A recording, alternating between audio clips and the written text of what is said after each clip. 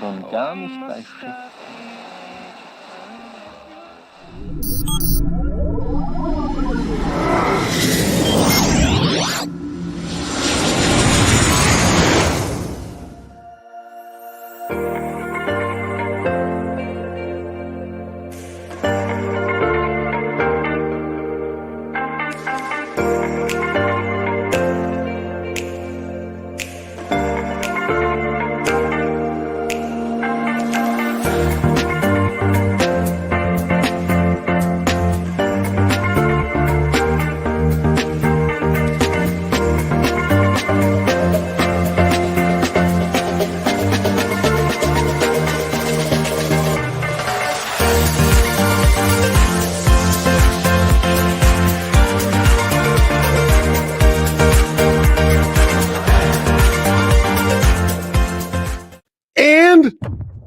Boom.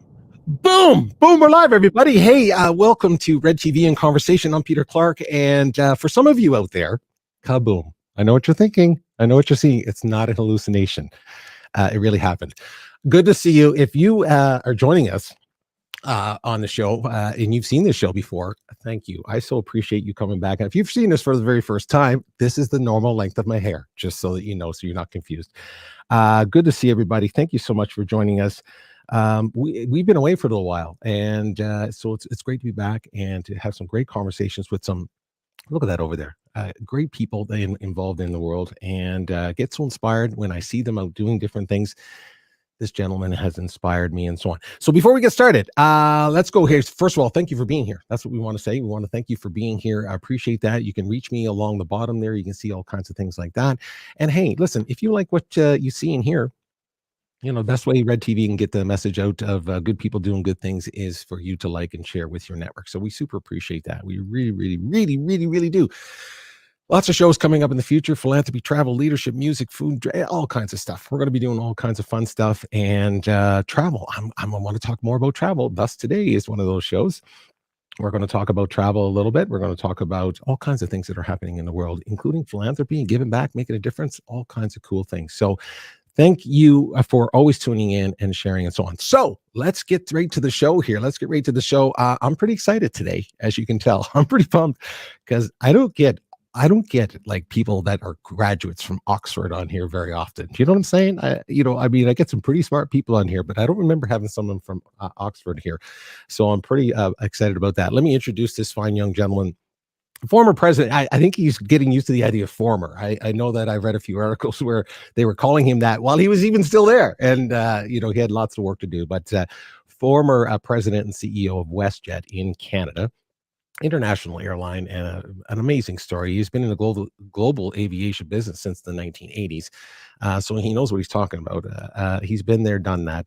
And while he was at WestJet, of course, he was responsible for a lot of different things. Successful introduction of the company's very first, I think, Boeing 787. If you've never been on one of those monsters, they are unbelievable. So he's responsible for that long-haul aircraft and the launch of 2 airline ventures that happened during his tenure as well.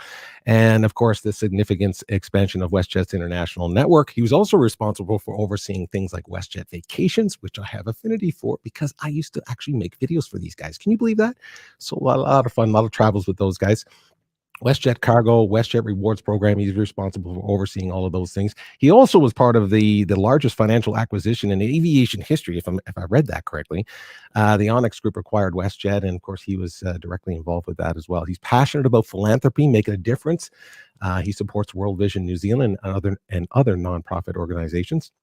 And if that wasn't enough, as I said, he is an Oxford graduate, meaning he's smart enough to know when to leave cold Canada and head back to warm New Zealand. I don't blame him one single bit. I'm so excited to talk to this guy. This is the first time we've met. Mr. Ed Sims, how are you, my friend? I'm great, Peter. Kia ora. Kia ora to you. Kia ora to everyone. That's good morning in Maori. It's a beautiful day here in Aotearoa, New Zealand. So it's great to see you all. You are using the Polynesian original Aboriginal language. Absolutely. Are you not, of New Zealand? Look, it's really important. We use, not in a kind of cultural appropriation way, we use Māori in everyday language. We say morena, good morning. We say kia ora, good day.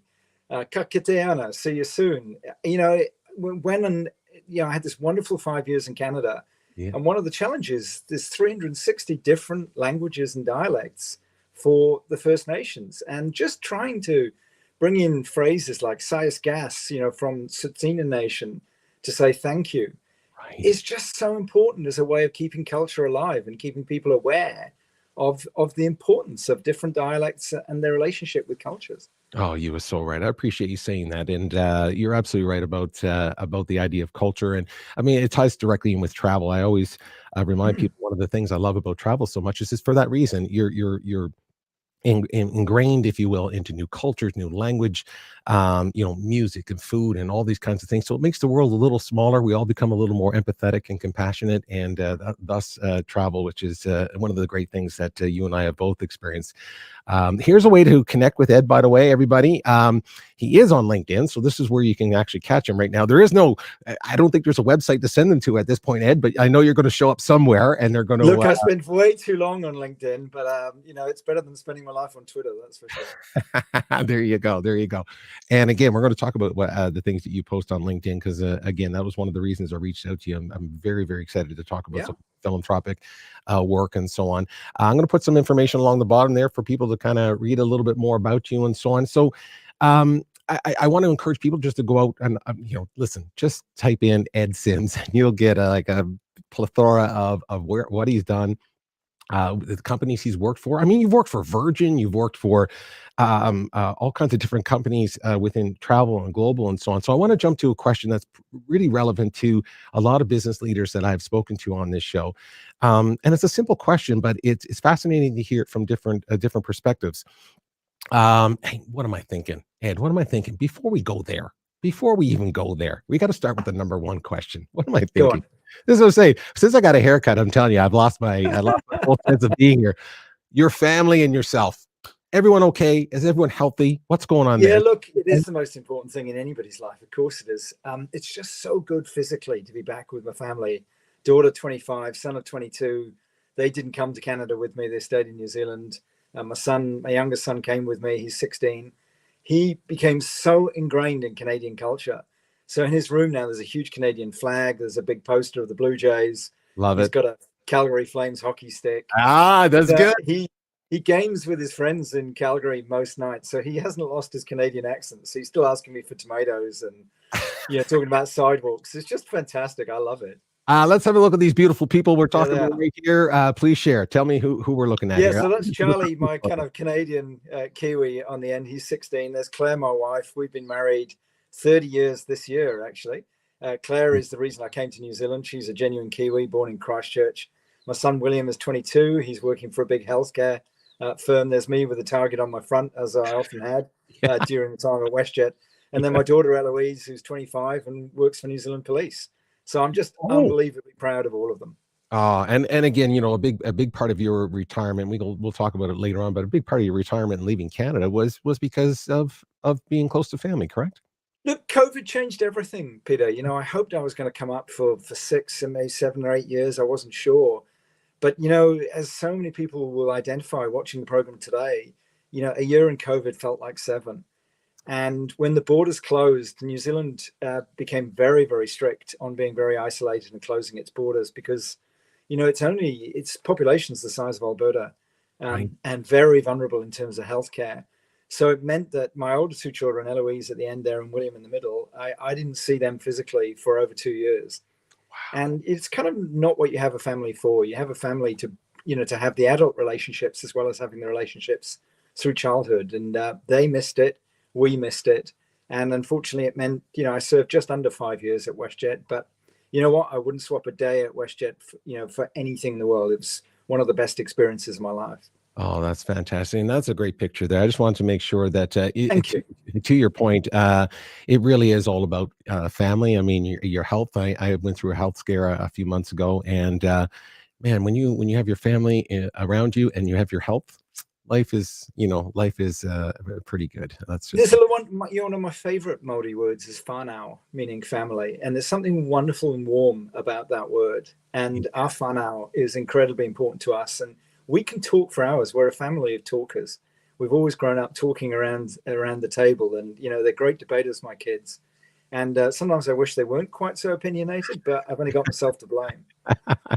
Well, listen, you know, it makes for, like you said, it makes for that adult relationship that you talked about even more enjoyable, where you can talk about things that, because I know you do care about things that are happening in the world, and I'm sure that those conversations come up, whether it's in the home or going for walks, or like you said, these kinds of things when you're spending with Yeah. your family. So, and of course, there's the next generation of leaders that are standing up right behind us. So it's fantastic that people like yourself, again, that's a priority for you and your family. So I'm so glad that you're back with your family. I'm glad that they're happy to see you. They're not sick of you yet, are you? Are they? No, they're sick of me talking about my WestJet family. They're sick of me talking about how wonderful time I had with 14,500 WestJetters who became like my family. But Right. no, I think they're pretty happy we're all back together. Oh, fantastic. Hey, I just want to acknowledge a few people that are watching right now. Hey, we got people from Indianapolis. Kevin, good to see you, my friend. Janet Babb. I know Janet Babb is somewhere in Southern Ontario, so that is fantastic. Ed Limon, good to see you, Ed Limon. Haircut. Hey, yeah. I appreciate that. It's good to see you guys. Good to see you here from Iowa. Maria, good to see you. Good to see you. Thank you for tuning in. Appreciate that. And let's see, Massachusetts in the house. Melody, good to see you. Tuning in from Massachusetts. Let's see who else we got here together. Oh, look at this guy. Look at that name. I know that name. Do you know that guy, Stephen? Oh, yeah, I know that name. Stephen, how are you? You're looking younger. You should He is send younger, isn't he? accurate pictures out to Peter. Love that guy. I spent some time with him in Savannah, Ed, when we were down doing some traveling. Nice. I was with WestJet Vacations, and he was down there, and we spent some time together. He's a really cool guy. A good guy. Yeah. Big deal. So there you go.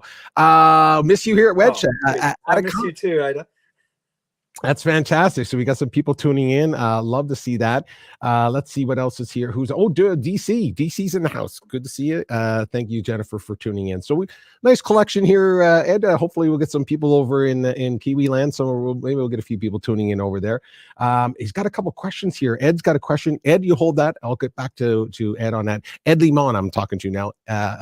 He'll have a question for you, and we'll go through that as well. So Ed, so much to talk about. Let's start with the number one thing I was just jumping right into earlier. I spoke to so many people in the business community, all verticals of business, by the way. So this is a very generic question, but I wanted to hear it from you because, I mean, leading 14,000 plus people with a global sort of a business model, you've seen it all, and in your C-suite role, you've met lots of leaders, and you've obviously worked with people in politics and business and finance and all these kinds of things. I'm curious what your definition of it's a simple question here, but yourself, what is your definition of leadership? What does leadership mean to you? Yeah, it's such a great question, because I think it's intrinsically related. It has to be to your life outside corporate life as well. And the three things that I asked WestJetters to think of when they think of me is not kind of like a legacy. Didn't I do a great job with the Onyx privatization, or the 787 that you referred to earlier, or Swoop, or WestJet Link? It's humor, humility, humanity. And whether you're a parent, whether you're a customer in a store, or whether you're a leader of a large corporate organization, if you can keep a sense of humor, when there's terrible crises happening. I've been through crises. I've lost an aircraft at a previous airline. I've been through huge financial crises. I've been made redundant myself twice in my career. But if you can retain a sense of humor, I come from a really working class environment, a really working class background, called a place called Bryn Mawr in Swansea. Its main export to the world was violence. It was a rough upbringing. Wow. My parents were really good kind of working class people, but there was a lot of trouble in those big working class cities. So you retain a sense of humility, and I think you always retain a sense that where you come from is every bit as important as where you're going. In fact, will shape where you're going if you remember where you come from. But this sense of humanity, Peter, when you've got the privilege of being asked to lead a company of 14,500 people, you don't concentrate on the 14,500. You concentrate on the one. The CSA at Edmonton, or the flight attendant you meet at Toronto, her family, his parents, and you learn something about them as people. And for me, that was a very WestJet way. It was a very Albertan way. It was a very Canadian way of just understanding, who was the hockey team they shouted for? Right. What was their hometown? What were their kids called? And it's a struggle to remember. because Yes. everybody knows you. There's only one chief exec, and Right. there's 14,000 of Right. of your colleagues. But if you just kind of make that effort, and even if you just remember people's names, it goes such a long way. So for me, leading with humanity and those 3 H's were my North Star. And I constantly check in and say, I know what my values are. My values are around accountability, resilience, authenticity, humility, I mentioned earlier, and aspiration. So I know those are the 5 things that I believe are important. But if I could always demonstrate those or manifest those, if you like, through humility and humanity, then I knew I was being true to myself. So that, I think, helped navigate us through the crisis, because people believed in the messages I was giving them. And if I was giving them bad news about layoffs or about border closures or grounding aircraft, then I wasn't going to sugarcoat it. I wasn't going to varnish it. I would regularly appear on live events like this one, where WestJetters could ask me questions live. And we did, I don't know, 40 or 50 of those events during the crisis. Wow. And WestJetters would often say they were some of the most important events for them because it kept them connected to the organization. Wow. And they were just honest conversations, sometimes really grueling, asked incredibly tough questions. I bet. Sometimes questions that we couldn't answer about what was happening politically, were we going to get government relief? All of that stuff was highly sensitive. But these are owners of the business. They are financially smart, mature individuals who need to be treated as co-owners of the business. And, I hope, I can't say for myself, but I hope that's how, that leadership period would be judged for 2 incredibly difficult years. Right. Yeah, for sure. And of course, you're there for more than 2 years. So everyone is aware. I want everyone to know that. Of course, you were there close to 5 years, meaning that, you were leading up to that, and who could actually know what was going to happen with COVID and a global pandemic and so on.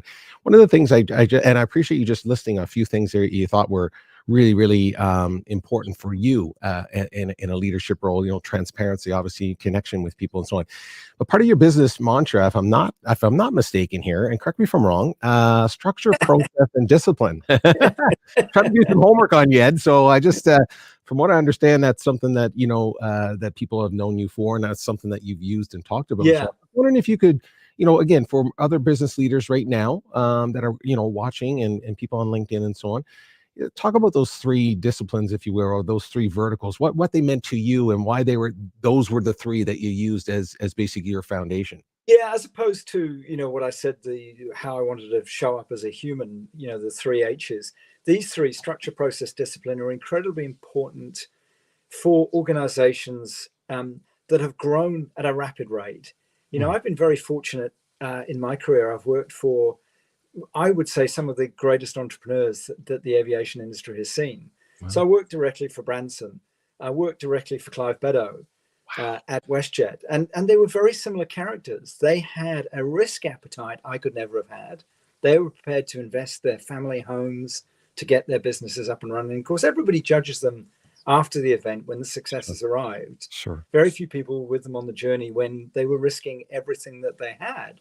Right. But the reality of entrepreneurs, and I love them to death. I have the world, I think Sir Richard's an incredible guy. I honestly think Clive will be knighted one day, and we'll call him Sir Clive one day.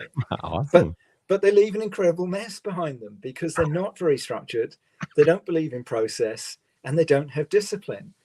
So I'm the kind of boring guy who doesn't get invited to dinner parties, but I come in and sweep up after entrepreneurs. And, sooner or later, entrepreneurs run out of steam. You run out of the ability to constantly kind of acquire new organizations or, new ventures and move in different ways. Sooner or later, you have to consolidate, and you have to build really firm foundations for an organization then to take enormous risks like buying 787s or flying to Europe or setting up a low-cost carrier. And, if those foundations aren't really solid in boring things like having a really good payroll and making sure you pay people on time, right, which people value, but they don't find terribly exciting. And not really sexy. It's not sexy, right? It's not sexy, but it's critical to the well-being of an organization. And I guess that's my forte. One of our engineers in hangar in Vancouver once said to me, You're actually the 𝗟𝗂𝗃𝗲𝗏 of the aviation industry. And I said, oh God, that's not a reputation I ever want to have. But that's the job I've been called in to do. I've ended up following up from entrepreneurs and using structure, process, discipline, just to get people to turn up to meetings on time. You know, when I arrived at WestJet, a meeting used to have about 60 people in a room, and everyone used to drift in till 1:15. And I used to say, if anybody's not there on the hour, we lock the room and you're locked out.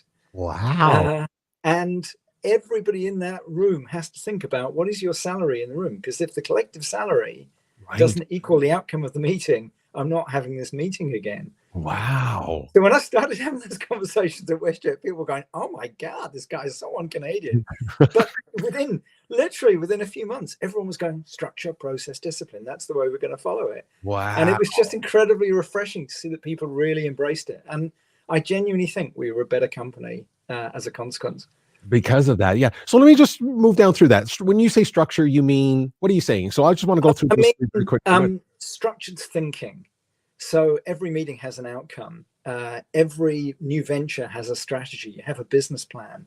You know, it may sound shocking to people. We didn't have a 5-year business plan because airlines tend to be so operational and so tactical. You're thinking about what's the weather going to be in Halifax today? Right. Are we going to be able to get in and out of Terrace or Grand Prairie? But, you know, when you buy an aircraft like a 787, you buy it for 25 years, maybe 30 years. Right. So if you haven't got a really robust business plan, if that isn't structured well, then events like COVID can knock you off track completely and you never recover. So structure is all about anticipation and managing risk. Got it. Process then? So process, it sounds... Process is the least sexy side. It sounds really horrendous. Right. It's about consistency. And, you know, as a guest of WestJet, as an airline customer, you want every flight, you want it to be memorable, but you want to leave on time. You want to get to your destination on time. Sure. And process is about putting, you know, those kind of everyday structures in place that mean your experience on WestJet is as good as the last one.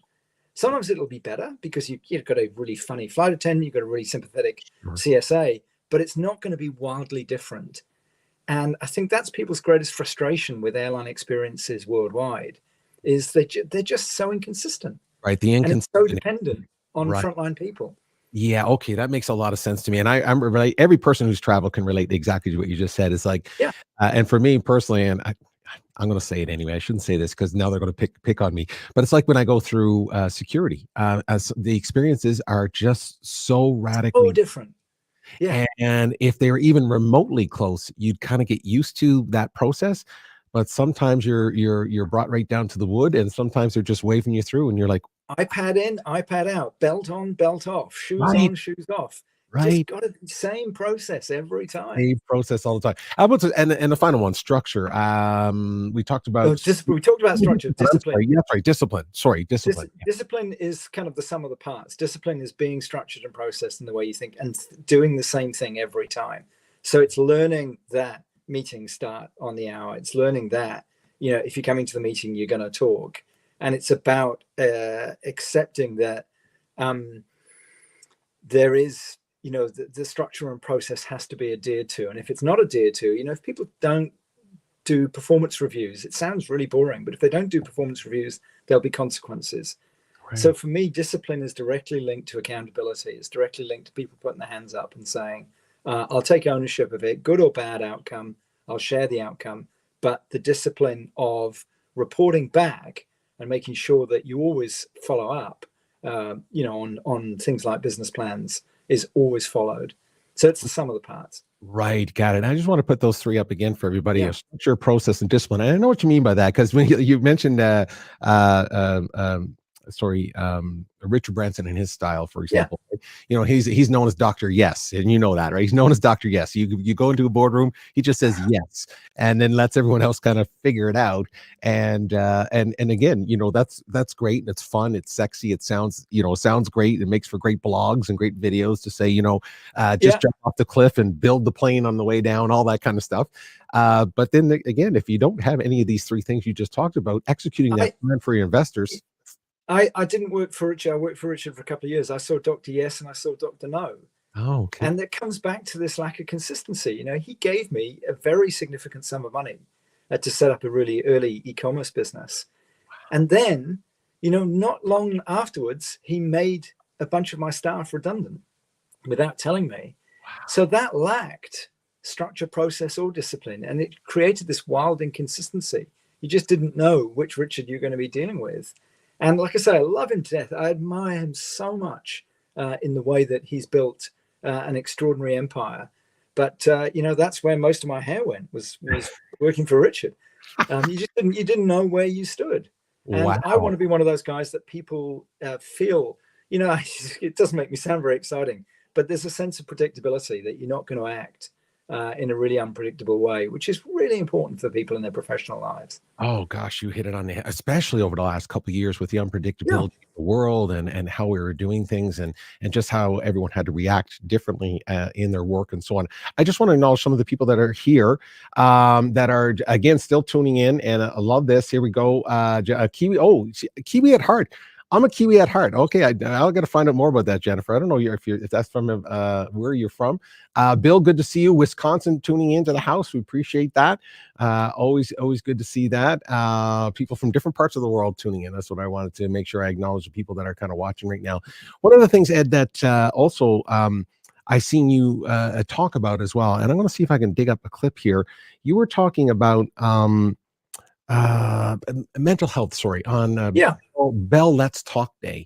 And you were talking about a couple things there, and I want to play something for you. I'm going to bring this up and see if I can find it here. And it's just something that, you were asked a question of what you would like to see move forward and so on. And I just wanted to throw that in there and then come back and talk about that. But let me just see if I can bring up this clip of you commenting on mental health issues and the conversation and so on. So let's have a quick peek of this conversation. One final question to Ed. Any final words on what you would like to see for the future of mental health in organizations? Yeah, you know, it's an irony that every single day we think in our aviation world about putting your own mask on before you put the mask on to others around you. So my final word would be, you know, make sure you lead by example. Make sure you think about your mental health. You start the conversation, you acknowledge vulnerability. If emotions are getting to you, then share that with people around you, Kelly, and don't bottle it up yourself. You know, my journey started with my son, who suffered from anxiety and depression at quite an early age. And it made me so conscious of the suffering that other people may be feeling very uncomfortable about talking about or owning. So for me, the advice for any other corporate organization watching this is, you know, the behavior starts from the top. And if you start by being very open and encouraging other people to share personal stories and to share personal experiences, and to use that as the basis to make sure you put your own mask on before helping others, then, you know, frankly, you're demonstrating that compassion with others starts with compassion for yourself. And there's nothing wrong with thinking about your own self-interest and sharing your personal experiences with everybody around you. See, I think that's such a powerful message. Do you remember that conversation, Ed? I do, yeah. I wanted to bring that up because I know that obviously the WestJet culture sort of allowed it already existed where it was a space of safety. I'm just presuming these things, and you can correct me if I'm wrong. That there was already a foundation there of where people could feel that they could be transparent and open and vulnerable and so on. I'm wondering what kind of advice we could talk about when it comes to building empathy and compassion within leadership for organizations or even leaders that's not a normal part of where they currently are. So in other words, you know, again, was it easier because it's built into your culture already? But if it's not, where do you start with that? How do you start leading those conversations of empathy and compassion when it comes to mental health and wellness? Yeah, it's, you know, airlines are heavily regulated businesses. We've got such a strong focus on safety because, you know, we were responsible for 75,000 people every single day. So you've got to think about the welfare of every single one of those people. So it was ingrained in the WestJet culture. But I'm going to come back, Peter, to making things structured and making them part of a discipline. Right. I started every single meeting, whether it was a management meeting, an executive meeting, a board meeting, with 5 or 10 minutes for a safety moment. And the safety moment was encouraging one of the team to speak up about something maybe they'd done, maybe they'd rushed, maybe they'd slipped on ice, maybe they hadn't put a ladder up properly in the garden, maybe they, whatever things that we do every day that we wish we hadn't done after we've had an accident. So I encouraged that safety moment then to broaden away from physical safety and think about times when, we had all become over anxious about going to a social network function or unhappy about not getting a promotion, and just try to encourage people to talk really openly about that. Because, when I dealt with a psychologist about 6 months into COVID, she said a shocking thing to me. It was an incredible revelation. I'd asked her to meet with a lot of the leadership team, so with several dozen people, maybe 40 or 50 of our executive team. And she said, they're suffering from PTSD. And, you tend to think, gosh, that's a word associated with wars and combat and frontline conflict. But she said they are traumatized. They're traumatized by the fear of losing their jobs. They're traumatized by the really tough conversations they're having with others that they're having to lay off or they're having to stand down. And, without the ability to actually process what you've gone through and speak about it openly, you bottle it up and it stays inside you. So, one of the objectives that I had, even pre-COVID, was that we should be able to track and capture and measure the impact of mental health and the impact of stresses and strains in the external environment as effectively as we always had done for physical health.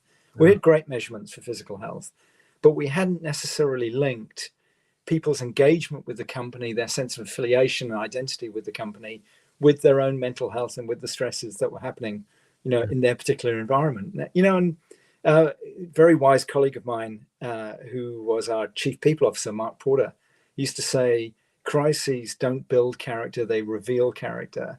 Right. And I think what COVID did was reveal how important it is to have those mental health check-ins in the workplace. Because if you add the pressures of, are my kids going to be safe at school because of COVID? Am I going to catch it in the supermarket? Am I going to be exposed to it because of the nature of my job? Because I'm being exposed to guests every day.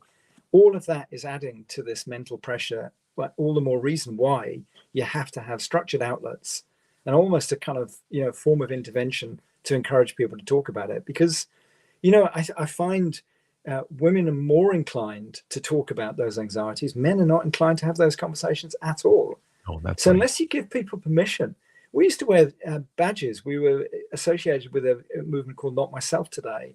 And we used to have a simple badge that said, I'm feeling sad, I'm feeling elated, I'm feeling defeated, I'm feeling angry.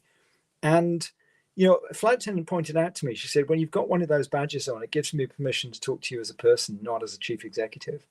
Right. So I think people in my position can send very easy signals to people to say, let's have a different conversation than the one you would normally typically have with me about the business and how's the business tracking. Let's just talk about our people.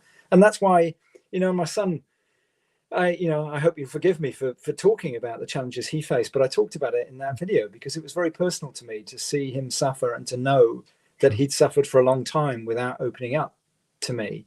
And he's great now. And I think one of the reasons he's great now is because we've really encouraged him to talk about it. And he's been incredibly open and brave with us.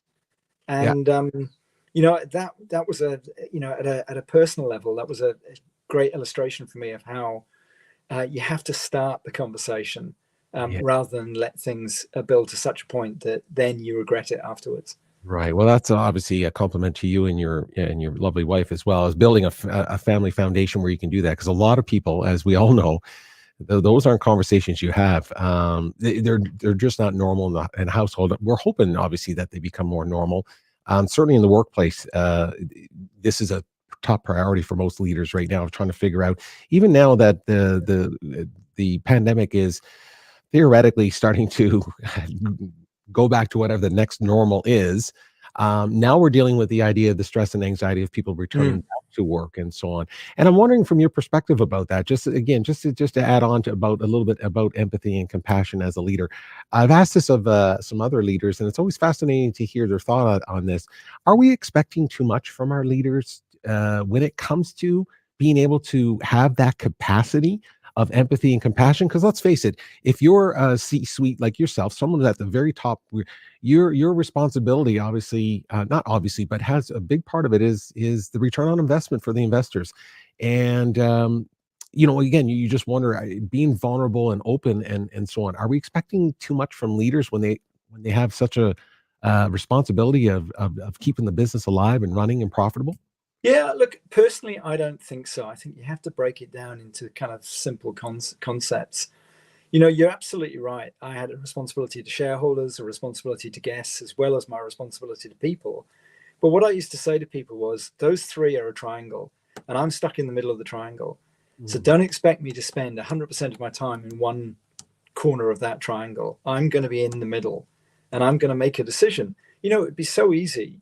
For example, if you spent all your time thinking about my fellow WestJetters, I could go into a labor negotiation and give them any pay rise they wanted.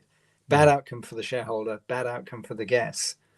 But instead of which, I used to say to people, as long as I'm going to be humane and I'm going to be, as I said, accountable and transparent in the decision, and I'll tell you why I've made the decisions that I've made, then I'll understand you won't necessarily like the decision, but I'll never lie to you. Right. So I think you boil it down to simple human truths, Peter, that, as a leader, the expectation has to be, you can't tell people what you think they want to hear, but you will not lie to people. And I used to say to the unions, I will never negotiate in public. The biggest failing of somebody in my position when you enter complex union negotiations is that you go to the media first and say, oh, these people asked for X%, and then all of a sudden you've got an escalation of a situation that you can't defuse. Right.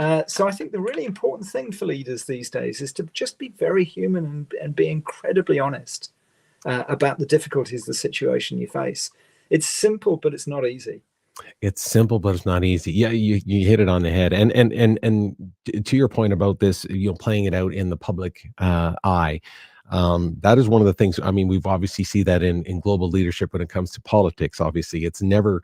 It seems to be that we're dealing with transparency and truths. We're playing it out in a media frenzy, 24/7 cycle, and so to your point, this idea of saying, listen, I got to be transparent with you all the time, and prefer to do it, like you said, face to face and not playing it through media and so on.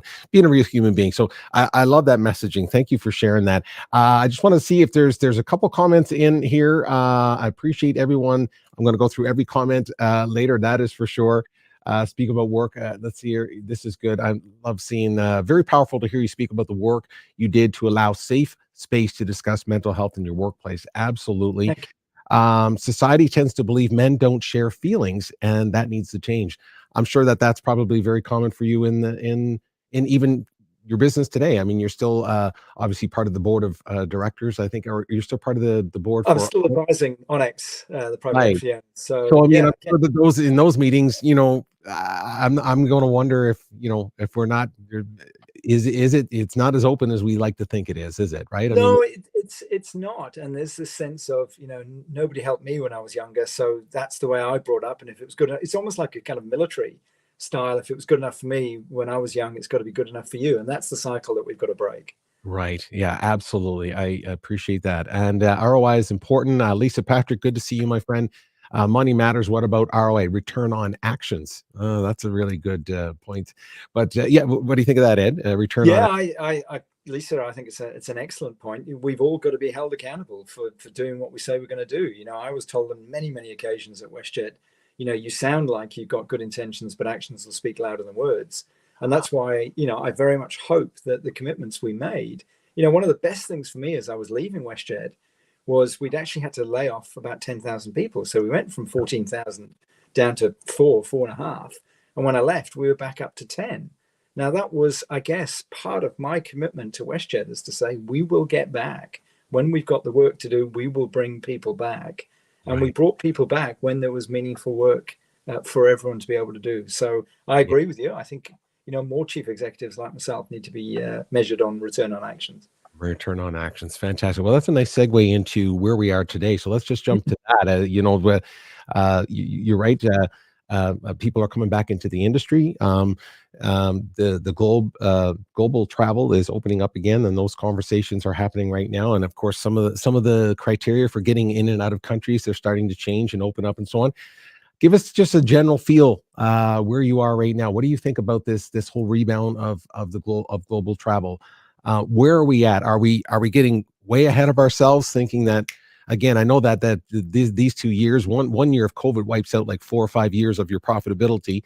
Are we getting too excited? Are we jumping ahead, or are we ready to explode? Where do you think we are right now? I think we're ready for a very dramatic recovery, but it's not going to come instantly.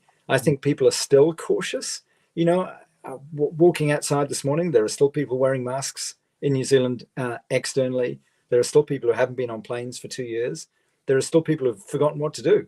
They've forgotten how to pack. They've forgotten how to go through security lines. They've forgotten they can't take water and anything else. And they're holding up everybody else behind them. So I think what we're going to see is quite a significant recovery at the lower fare end and at the shorter haul end. So I think people will get more comfortable because it's going to be driven by obligation, and it's going to be driven by people who really want to catch up with visiting friends and relatives, haven't seen grandparents, right, haven't shown grandkids or new kids. That's going to be the primary driver. The second will be, I've got to get out of this place. I just want to go and see a different four walls. I want to go to a different landscape. I think it is going to take longer for people to travel longer distances because people are still uncomfortable about flying 14 hours with a mask on the whole way. And I genuinely think that corporate travel will be the last to recover and may never get back to the levels it was because of conversations like you and I are having. Right.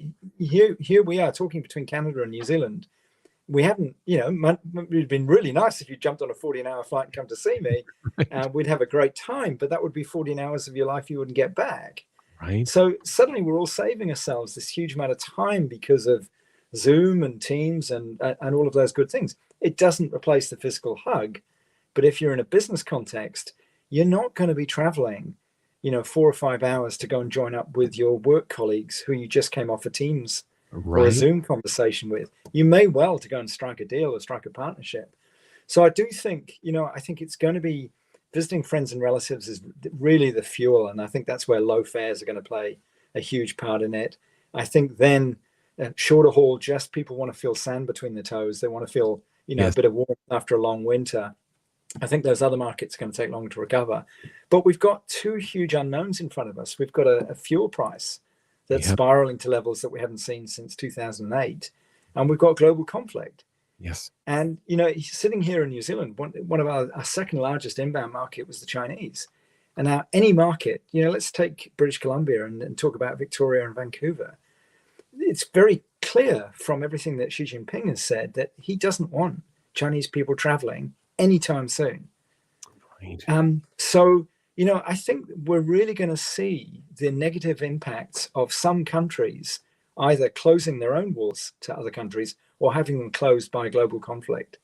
And I think that combination of fuel and global conflict, as well as that lingering unease of COVID, unfortunately is going to have a bit of a flattening effect on what would otherwise be pent-up demand and this whole concept of revenge travel.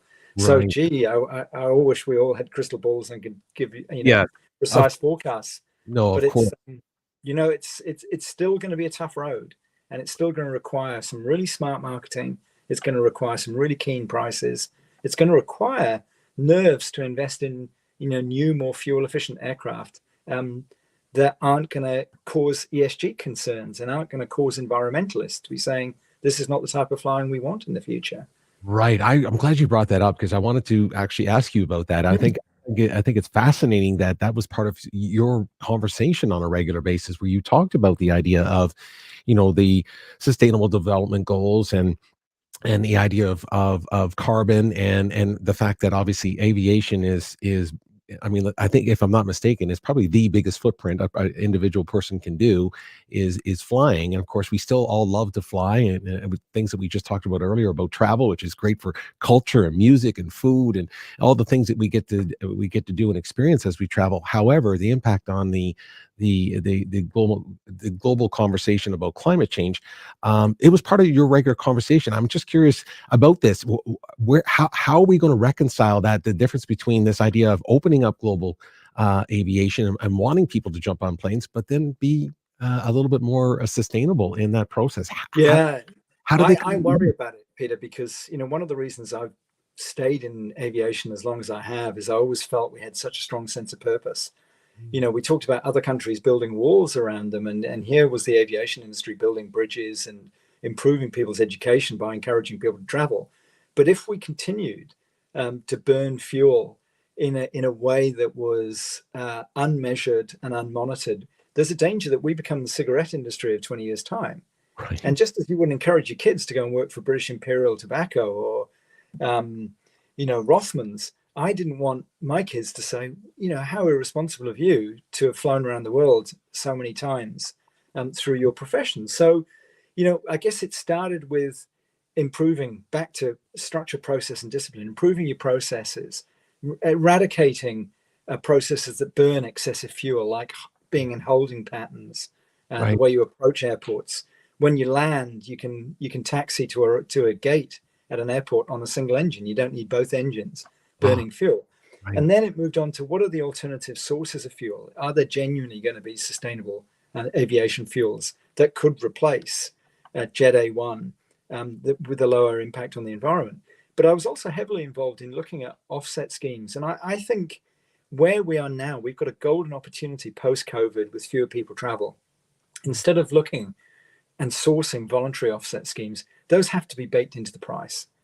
And I think you just have to accept that you will travel with an airline who has automatically created, and it could be a form of carbon capture, it could be sequestration and alternative ways of offsetting the negative impacts of your carbon footprint. But I don't think we as an industry can leave it voluntary any longer. And it has to be an aspect that is just built into your price. And again, you have to be very transparent about the schemes that you're following. Because if we're not, then I think our future generation will simply say that type of flying was indulgent and we can live without it. Right. Yeah. Gosh, this conversation right here is like you could spend a couple hours just talking about this one, because they're just butting up against each other where again, there is no simple answer to it, but I appreciate you tackling it the way you did. And pricing, and you mentioned that a few times when it comes to recovery. We need some clever marketing, we need some clever pricing, we need some models that are going to allow people to feel that after 2 years of maybe downsizing and losing jobs, entrepreneurs losing their small businesses and so on. Traveling is now becoming somewhat of a luxury for a lot of people. So pricing is going to play a big role in that. And so, again, finding ways to put things into the price triggers people, immediately saying, great, now we have to start paying for this. Now we have to start paying, so on.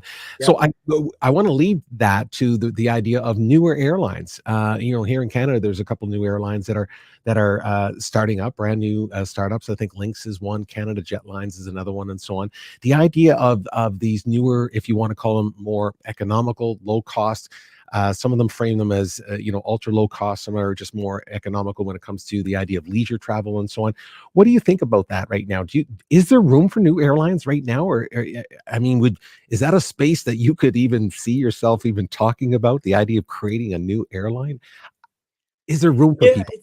I think it's tough. I think people want more competition. Nobody wants a single kind of flag carrier to set pricing on a monopolistic basis. But I don't think the answer to that is simply creating more and more new airlines. Like gremlins being given water after midnight. These people keep popping up and nobody's quite sure about their business plan. Everybody loves the idea of low fares. Nobody loves the idea of being stranded if those airlines haven't got strong enough business models and can't be underscored or have their their financial challenges funded by somebody else. So, I think we've got to be realistic. Canada's 36 million people, 80% of the population living within about 100 miles of the US border. Right. It hasn't got the population base to sustain 8 airlines. It just doesn't. And I think we've got to be realistic that some of these airlines might be in this game simply to see what market value somebody else is going to pay them out for what they might be doing. Right. I think that's a little concerning, and it's particularly concerning if some of those airlines are not creating, they're not funded by Canadians for Canadians, and they're not creating wealth and employment in Canada for the marketplace. So I think the public just need to be aware, need to be educated, and ask good questions of the airline you're traveling with. What happens if you can't complete my journey? What am I going to do then? There you go. I mean, for me, it always comes back down to, I think you talked about at the beginning here about this consistency of experience that you have. Yeah. The idea that if I go to WestJet, and I've flown with them a few times, I kind of got an idea, generally speaking, of what that experience is. And like I said, it fluctuates. Air Canada using the other main carrier here in Canada, for example, but I'm sure it's the same. I'm going to guess it's the same in New Zealand. I mean, you get used to a particular brand and you kind of know what they are and who they are and so on. But, if they have more than 1 or 2 planes, then at least you kind of know, maybe you're going to be able to. You're going to get to where you need to go. And it's pretty important when you're in a snowstorm in Halifax that you're working with an airline who've got more than 5 or 6 aircraft, so they can always get you back home. Right. Got it. No, I just want to get your perspective on that. That's a conversation I definitely want to continue going. Yeah. Again, I think there's those two butting up against together. What we just talked about with global aviation and the concept of climate change. We also are trying to butt up these ideas of recovery with pricing, and how do we get the average person again able to take a family of 4 to get on a plane and enjoy a trip to go see, even if it's just to go from Calgary, say, to Halifax and so on. That adds up very, very quickly. And the idea that an airline can come out with just cheap fares, is that reasonable enough to kind of invest in that? Well, look, it's no coincidence that a lot of these new airlines have emerged in the post-COVID landscape. There are 2 things that are available now that weren't available pre-COVID. One, there's more cheap aircraft because aircraft manufacturers haven't been selling aircraft during the crisis. And 2, unfortunately, there's a cheaper workforce. So there are pilots who've been out of work for a long time who are looking to use the investment that they made in their licensing and looking to get back to flying as quickly as possible. So suddenly 2 of the more expensive elements of aviation, both the aircraft and the pilots, are more available than they were. And I think people just need to ask themselves the question, why are so many airlines launching now post-COVID that didn't have the same appetite to launch pre-COVID? And it's because of the availability of 2 of those resources. Wow, that's a really good. I mean, this is the thing. I mean, having the insight of understanding what goes in. Again, the margins are so small. One of the things that people really forget. I know I've heard you say that, and I've heard other, C-suites in the aviation world say the same thing. I mean, we really, for some reason, the average person just thinks, wow, they're making a ton of money off of this ticket and off of that ticket, but at the end of the day, we're talking slivers here. So the idea of starting a brand new one right now. Anyway, we're gonna unpack that another day. We'll unpack that another day. We'll bring on some other people that are maybe a little smarter than me. That's for sure. I want to move in a different direction, right? Because we did talk about we brought up the idea of global conflict when we're talking about the recovery of global aviation and people traveling and wanting to go to different parts of the world, specifically Europe. Obviously, we're looking at the summer season coming up for travel from North America to Europe, and even within Europe for people that want to travel with each other. When there's such unbelievable conflict that's happening in the world right now, how do you think right now in the short term, because we're right in the summer season, we're close to we're around the corner from May, and May, June, July, August kind of thing. How do you think this is going to play out a little bit in Europe? Do you think that this is because I know you're really involved with what's going on in Ukraine and so on, and we'll talk about that in a second about your I'll maybe talk about some of the economic impacts first. I mean, people having to fly further because many flight paths depended on flying over Ukrainian airspace, Russian airspace, Eastern European airspace. So I feel for a wonderful airline based out of Finland, Finnair, who, when they were traveling down to Asia, and they had many successful routes to Asia, now have to add about 4 or 5 hours flying time. Virgin Atlantic, used to fly over Russian airspace, and everybody's now, understandably avoiding that airspace. So it's adding fuel cost and it's adding length of time to the journey. So there's that element. There's also the element that, I think people traveling, particularly going further east, perhaps than Germany or the Czech Republic, are going to be uncomfortable about what might happen. What might happen to the Baltic states? Right. I've been lucky enough to travel to Estonia, to Lithuania. They're beautiful countries, wonderful people, Right. but people are very nervous about what might happen, if this conflict escalates. And there's something uncomfortable, I think, about being, a holidaymaker, being on vacation in a country when thousands of refugees are arriving. It makes you feel Right. very entitled. You're in a bubble. And should you really be having that vacation? I used to feel that, in the beautiful resorts in Greece and Turkey, when you're having lots of Syrian refugees and lots of boat people from conflict in North Africa and in the Middle East, in terrible straits, washing up in dinghies on the beaches in Lesbos or Rhodes or Kos or wherever, and some of the Turkish resorts. So I do think it'll make people a little uneasy and a little uncomfortable. But, we can only hope that the conflict will both be contained and will be resolved. But I mean, let's be honest, none of us can influence that. None of us can know that. No. And I think we've just got to accept that while there is global conflict underway, it's going to add to the anxiety of travelers. It is so. And it's funny. No, it's not funny. It's just it's just something that we all need to be aware of and should be having the conversation, is that we're so interconnected globally here that, let's face it, fuel prices, because of what's happening in Ukraine, obviously that's happening in my backyard, your backyard, it's happening everywhere. So the idea that it doesn't, it doesn't affect me, it's not going to affect me, those days are gone. I mean, it's right. We see it most directly at the gas station. Right. Obviously, when you go to pay gas and suddenly it's gone up 20-30 cents. But one of the most shocking realizations for me, we'll talk about some of the work that I've done with World Vision. But, World Vision, unfortunately, like the Red Cross or the UNHCR, are not just dealing with one conflict in the world. They've been dealing in the Horn of Africa. They've been dealing in Sudan, in Ethiopia. I mentioned Syria, the Libyan crisis. All of those countries depended on wheat. And where does 80% of the world's wheat come from? It comes from the Ukraine and Russia. That's right. So suddenly now the famines that were very real and continue to be very real in those countries are drastically exacerbated.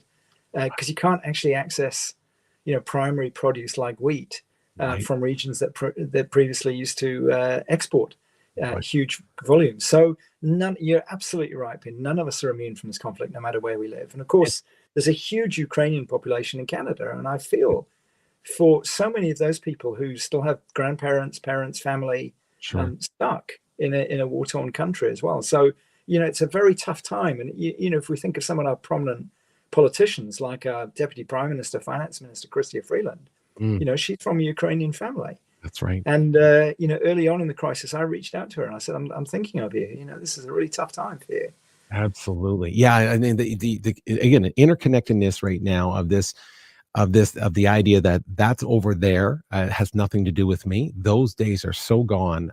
It is personal. It's so on our doorstep, and it is important that we talk about the organizations that are trying to reach out and to amplify their messaging and to help them in any way we can, which is a great bridge to the fact that you use your voice. And I just want to say this publicly. Thank you for using your social currency on LinkedIn, which some people might think, why would you be talking about that on LinkedIn? Well, I mean, there's so many reasons why, but the bottom line is that people who, in my opinion, people who have social cachet and have the business expertise to talk at that level and to amplify the message of helping outside of politics, outside of the nonprofit, organizations and companies can step up, and individual people can step up.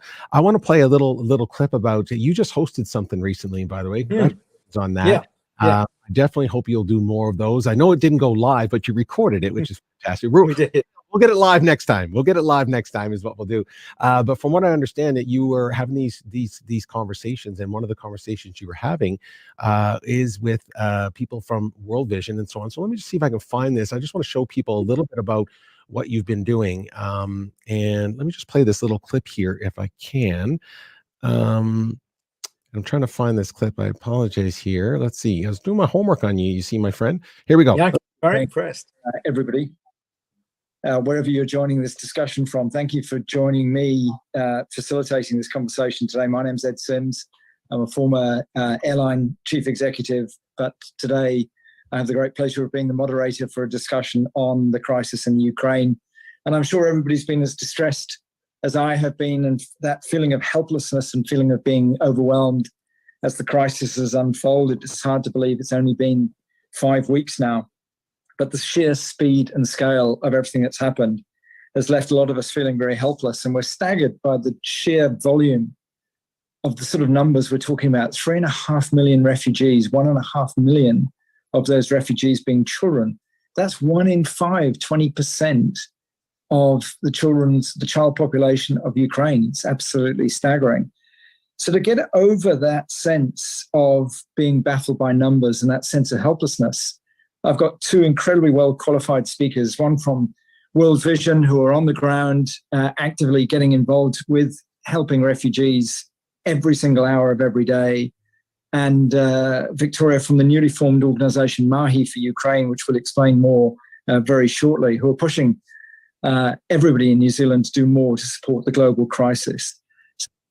I just wanted to play that clip for everybody and to show the work that you're doing, my friend. I put the links along the bottom there so that people can get a sense of, again, that sense of wanting to help if they can. Where do I go? Where can I start? And so on. So thank you, first of all, Ed, for doing that. Super appreciate the fact that you would use your social currency to do that. Tell us your connection with World Vision. Why is that such an important, it seems like this messaging about what's happening, especially to children through this conflict, has really resonated with you. Why World Vision, and why has it affected you so much? Well, it's been, I guess, inculcated in me from childhood. My mother was a real philanthropist, and she had a mantra that always said, if you can do something, you should do something. So if you've got the ability to make a difference, maybe it's because she was a product, she was, bombed during World War II, and, had this strong feeling that we should always be there for other people.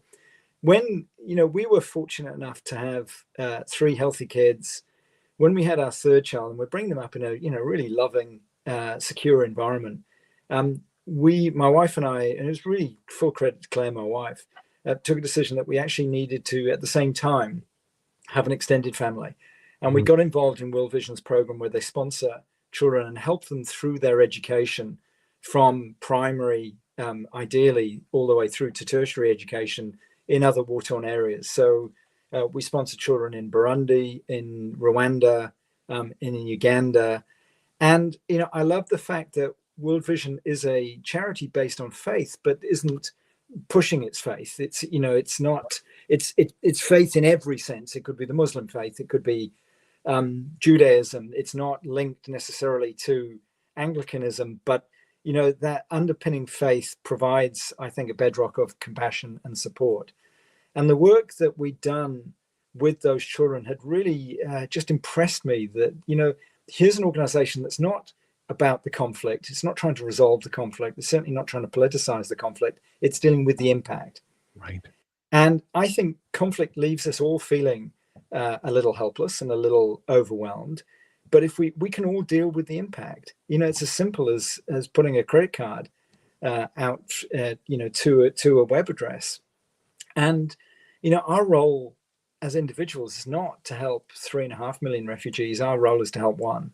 Right. And if you can make a difference to that one little girl who was singing Frozen in the underground train station, right, or to the one family who turned up, that one young boy who walked 300 miles with his parents' phone number on his hand, let's think about it at an individual level. Let's think about it at a personal level. Let's give them their names. Let's call them Katya. Let's call them Ivan. And then we can start saying, well, if I give $5, that's $5 that child wouldn't have had, instead of thinking, I don't know where to start. And I guess that's why I reached out to World Vision and I said, look, here I am. I used to be busy 80 and 90 hours a week. I'm now, still reasonably busy, but I've got capacity and I can help. And I feel like I can make a difference. And, for some reason, Peter, and I still don't know why, I've got something like, 26, 27,000 followers on LinkedIn. And many of those people may never have heard the phrase World Vision. They were aware of what was going on in Ukraine, but might not have known anything about World Vision. And what I've been really touched with is the number of people who've sent me private messages saying, I've just donated. Now, would they have donated anyway? Quite possibly. I take absolutely no credit for that whatsoever. But did something I said somewhere along the line trigger that view that now is probably as good a time as any to make a personal contribution? Every little helps. Absolutely. I love that story.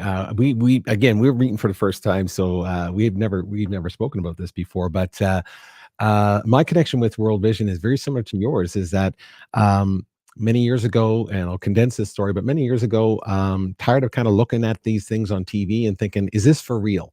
Is this really, really for real? And so reached out to World Vision and got involved with one of their trips to Rwanda. And we raised enough funds and found enough sponsors here to sponsor 26 children.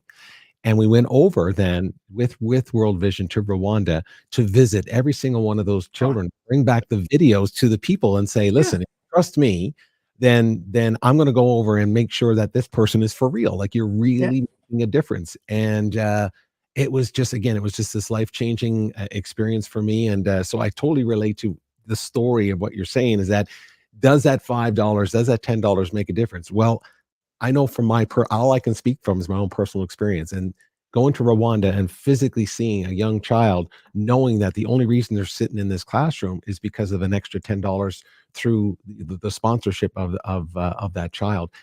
It just changes your perspective on the world. Yep. So I applaud you on that. And it just feels like a good use of my time. It comes back to my mum's mantra, and I've got the ability at the moment to do things like the broadcast we did last week. The technical aspect got away from me. I didn't do it live, and I did pre-record it. But okay, you make the best of the abilities that you've actually got. Yeah, no, and look, and listen, the bottom line, just what you just said. I mean, if one person heard that, if one person sees you posting about it and go, I didn't know anything about that. I don't know about that organization. Or better yet, which is what worked for me, is that I was associated with World Vision because I trusted the person that was recommending them to me. Yeah. So and so the fact that you're using your social currency to say to people, listen, I've worked with these people for a while. I know what they've done. I've been there, done that. I've kind of understand the process, and I know the effects it has, and I'm recommending it. If that reaches one extra person, job well done, my friend. Yeah. Well, thank you. And I'm going to go on doing it. And there's a lot more I can do for them. There's a lot more I'd like to be able to do for them.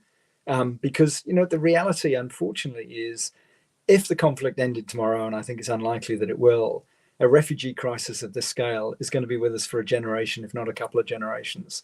And that was the lesson of World War II, is that, there were still refugees being resettled 15, 20 years after 1945. And unfortunately, I think that's what we're going to find here. Yeah, I agree with you. And again, the most vulnerable are the ones that are going to pay the price. Children, obviously, always children, and people, obviously, that health issues. I know I just went through a health scare a couple months ago, and I'm just thinking about even the basic things of basic medicines that people can't get access to anymore, and things like that. I think, again, the broader view of what an organization like World Vision does is something that, again, I guess we're both recommending for people to go out and do your own research, find out what resonates with you, and just know that when they're on the ground saying they're doing what they're doing, I can only speak from my experience, but from World Vision Canada's perspective, and I know you're talking about New Zealand as well, when they say they're on the front lines, they really are. So everything makes a difference. So, and hey, if you're going to keep doing that, maybe you and I, your little red TV, will have to kind of do more of these and get the word out there. So, and we'll do it live. So it's all good. Hey, I know you use a whole bunch of really cool words. I just want to throw that up because this popped up to me today. I see you use this. What is this word? What is this word? Much love. I mentioned the word in Māori for family, whānau. The word for love is araha. And araha nui is much love. And it's just a beautiful way of signing off to people. Aroha nui. It's just a wonderful phrase. And again, for me, it's just a sign of respect for Māori culture. Yeah, I love the fact that you do that. That's why I wanted to mention that. That it's a nice connection. It just again goes back to the core and the values that you have as a person and as a person, in New Zealand, but in Canada, you recognized it as well. So I just wanted to shout out to you for that because I've noticed that at the bottom of a lot of your posts, you'll see a word or two in there. It's like it's like, hey, this guy's using all kinds of really cool Polynesian stuff. I love it. Hey, I'm learning. I'm just trying to learn. Ed, we're getting near the end of the show. Listen, I've kept you for so long. I so appreciate you being here. We still got to have some fun. We got to have some fun before you go. I'm just looking here right now. A couple comments in the, let's see. I want to make sure that we are getting some comments in here. Yours. Okay, here we go. Look at this. Ed Limo, a friend of mine. Wow, Ed, you are inspiring, my friend. The world vision and your values and family discussed. You're a good man indeed. Must be in the name. Same name. There you go. Inspiring show, Peter. Hey, listen, thank you for Ed Limon. Thanks for being here. And you're absolutely right. Ed's heart seems to be in the right place right now, and he's doing really good things by using his social cachet. There's so many good jokes about that, Peter. 2 Eds being better than 1. Talking Eds. I love it, Ed Limon. Thank you for that. It's a great message. Absolutely. So no, we super appreciate you tuning in and again recognizing the fact that again, I love the idea when someone's using their voice as a force for good, and you're doing such a thing. And hey, listen, we got to have some fun before you go. I got to learn a little bit more about you before you go, and then I'll tell you a quick little story about this little beautiful ball, about World Vision and so on. But we have to learn. People come on the show. I don't know who they are, so you got to kind of learn a little bit about them. And so for me, I've created this little thing called This or That. This or That. So really easy. It's really easy. So we got to play a little This or That with Ed Sim. Okay.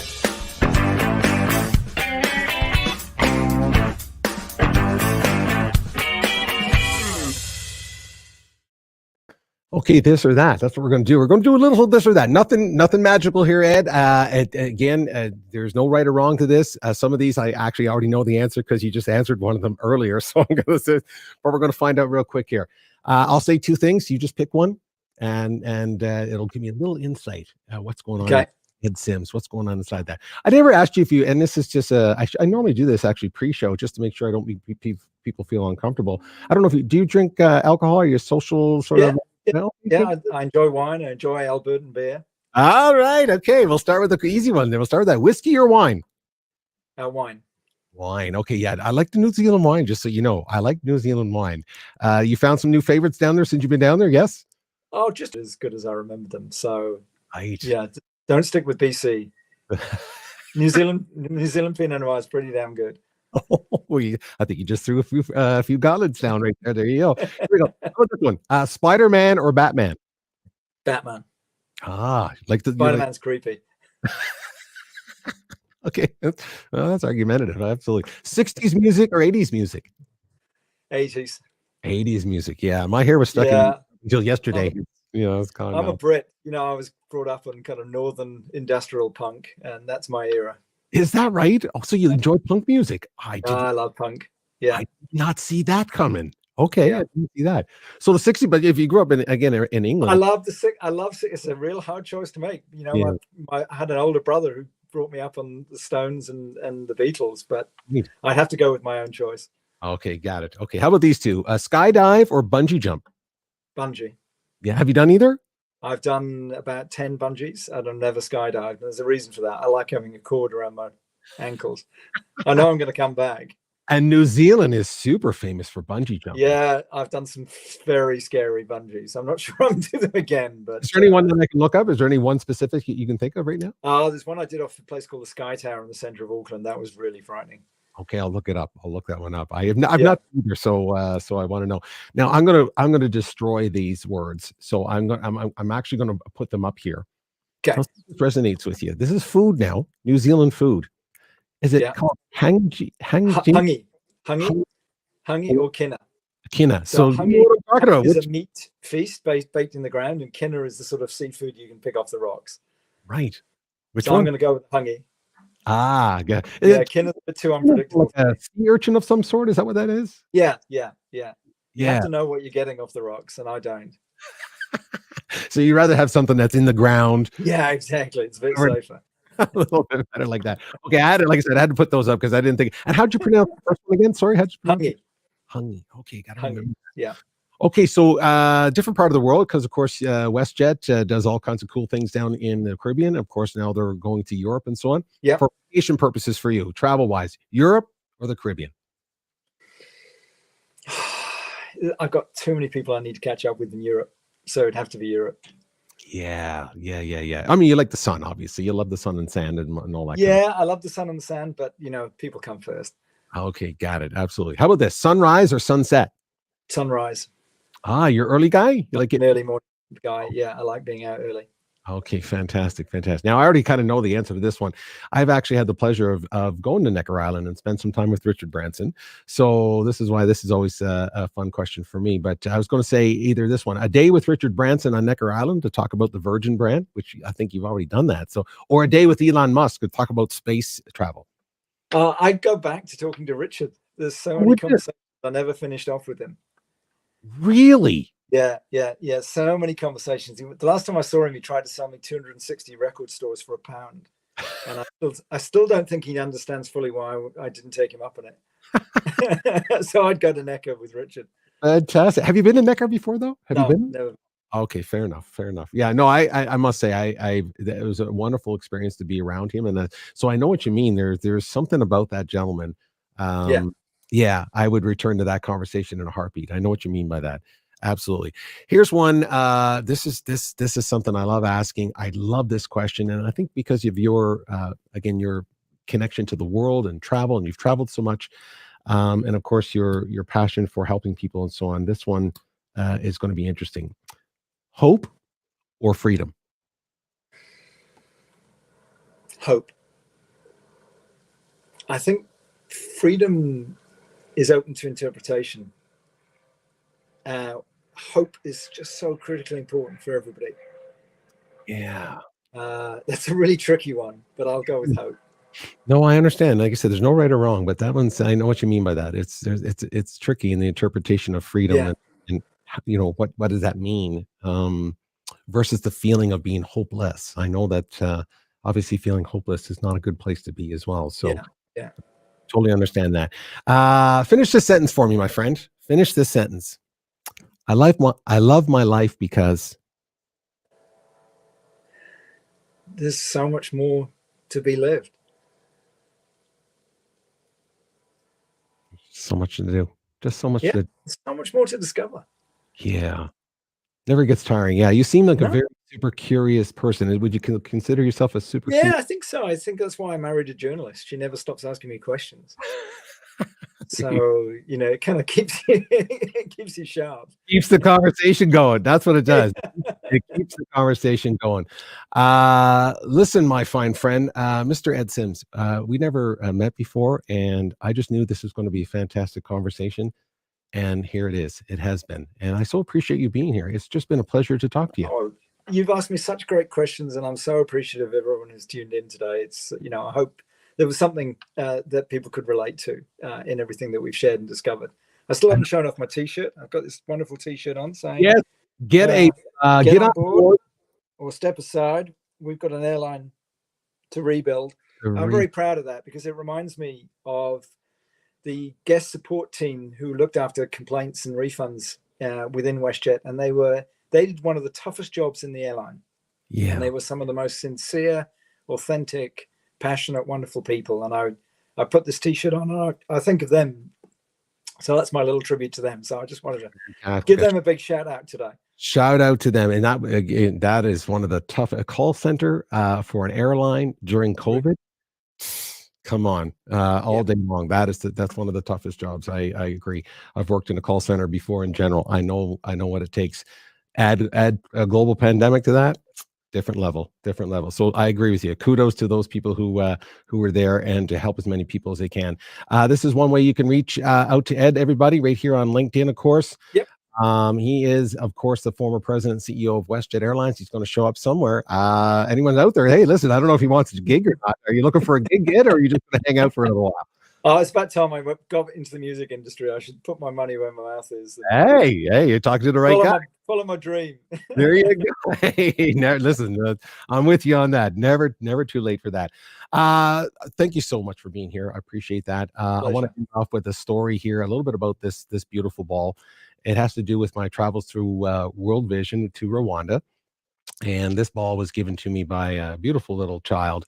I'll play that video as we step out on this as basically a salute to the work that you're doing right now with World Vision and amplifying that message here on LinkedIn and other platforms as well. Thank you for the work you're doing and again, amplifying the conflict in Ukraine. And more importantly, you're talking about, again, children and the people that are most vulnerable and keeping them top of mind for us, and we can all help a little bit. So thank you for doing that. I appreciate that, and shout out to everybody that you're connected with. Hopefully we'll get more conversations like this going is what we'll do. We'll do more of that in the near future. Look forward to it. Super appreciate everyone tuning in. Thanks. We're going to go through the comments. I'll make sure that if there's any questions specifically, you can reach out to Ed directly, of course. He's a busy guy, so and make sure it's not too early. He's out walking the dog and grabbing his first cup of coffee, so you just got to let him do that first, and then everything else is good. Ed, we'll talk to you on the other side. Super appreciate it. Everybody else, thanks for showing up. You know how we end the show. Hey, everybody, just be kind out there. Just be kind. That's all you have to do. Just be kind out there, everybody. We'll see you next time. Thanks, Ed. We'll talk soon. 𝘂𝗶𝘁𝗵 So I found a new friend, and we traded a pen for this soccer ball. And I thought it was really nice because I just gave him the pen because he'd been helping me throughout the day to learn 𝘂𝗶𝘁𝗵. And he's a very smart boy, knows English very well, very good English. Yes. So I gave him a pen, which they love pens, and 10-15 minutes later he came back and gave me a ball for the trade. So I just thought that was really, really cool because I didn't ask for it. So 𝘂𝗶𝘁𝗵. Yeah, 𝘂𝗶𝘁. Yeah, so he gave me that, so I'm really, really happy about that, and I'll be bringing this back to Canada. And yeah, I thought it was awesome. He's a really, really, really clever kid. He's going to be an English teacher. Professor. Yeah. That's it. Thank you. Thank you.